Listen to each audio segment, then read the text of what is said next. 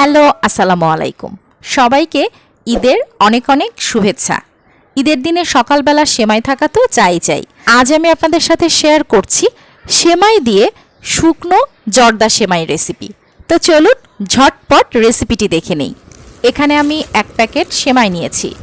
সেমাইটা প্যাকেটে থাকা অবস্থায় এভাবে ছোট ছোট করে ভেঙে নিচ্ছি। এই জর্দা সেমাই রান্নার জন্য এভাবে ছোট করে ভেঙে নিলে আমার সুবিধা হবে। ঈদের দিন সকালে যেহেতু সেমাই থাকা চাই, তো আপনারা কিন্তু এই সেমাই দিয়ে বেশ কয়েক রকম করে রেসিপি করতে পারেন, যেমন দুধ সেমাই, জর্দা সেমাই, আবার লাসা সেমাই দিয়ে নর্মাল লাসা সেমাই, নবাবী লাসা সেমাই, তারপর সেমাই দিয়ে কুনাফা, এরকম বিভিন্ন রকম ডেজার্টগুলো কিন্তু ছোট বড় সবাই ভীষণ পছন্দ করবে। তো আমার চ্যানেলে অলরেডি নবাবী লাসা সেমাইয়ের একটা রেসিপি দেয়া আছে। প্রথমে একটি শুকনো প্যানে ঘি দিয়ে দিলাম। এই রেসিপিতে অবশ্যই ঘি বা বাটার দেওয়ার চেষ্টা করবেন, এটা সয়াবিন তেলে না করাই ভালো।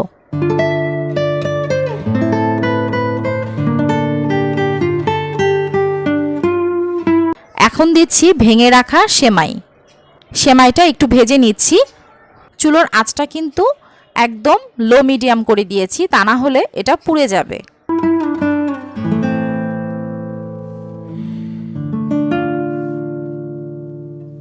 দিলাম 1 কাপের একটু কম চিনির পরিমাণটা আপনারা আপনাদের স্বাদ অনুযায়ী বাড়িয়ে বা কমিয়ে দিতে পারেন।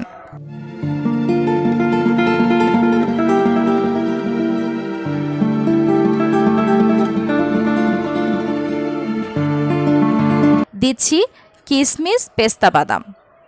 এখন দিচ্ছি সামান্য দুধ। নর্মাল দুধ সেমাই রান্নার ক্ষেত্রে যেমন দুধটা প্রথমে জাল করে তারপর সেমাই দেয়া হয়, এই রান্নায় কিন্তু ঠিক উল্টো।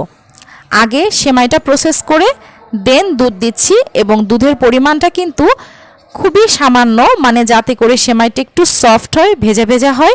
বাট দুধ সেমাইয়ের মতো ওরকম একদম দুধের মধ্যে সেমাইটা দিয়ে ডুবিয়ে যে সেমাইটা রান্না করা হয়, এটা কিন্তু সেটা না। এটার নামই হচ্ছে ঝরঝরে শুকনো জর্দা সেমাই। আবারও একটু দুধ দিচ্ছি। আমি যে সেমাইয়ের প্যাকেটটা নিয়েছি সেটাতে 200 গ্রাম সেমাই ছিল, আর এখানে আমি দুধ ব্যবহার করছি প্রায় 250 ml এর মতো। দুধটা একবারে না দিয়ে এভাবে 2 বারে দিলাম। দুধের পরিবর্তে এই জর্দা সেমাই রান্নায় অনেকেই কিন্তু পানি ব্যবহার করে থাকে, আপনারা পানিও দিতে পারেন। তবে আমার মনে হয় পানি না দিয়ে দুধটা দিলেই এটার মানে ফ্লেভারটা আরও বেশি ভালো হয়। আর এটা কিন্তু আমি চুলোর আঁচটা কমিয়ে দিয়ে আস্তে আস্তে জাল করে এটাকে পুরোটা আমি টানিয়ে নিচ্ছি। এটা দেখতে যেমন স্টিকি মনে হচ্ছে, এটা কিন্তু ঠান্ডা হলে এটা একদম ঝরঝরে হয়ে যাবে। তো সেজন্য আবার এটা চুলা থেকে নামানোর পর আরও একটা কাজ করতে হবে, সেটি হচ্ছে এরকম 2টো কাঁটা চামচ দিয়ে এটাকে এভাবে একটু ছাড়িয়ে দিতে হবে। এতে করে কিছুক্ষণ পর ঠান্ডা হলেই সেমাইটা কিন্তু অনেক বেশি ঝরঝরে হয়ে যাবে।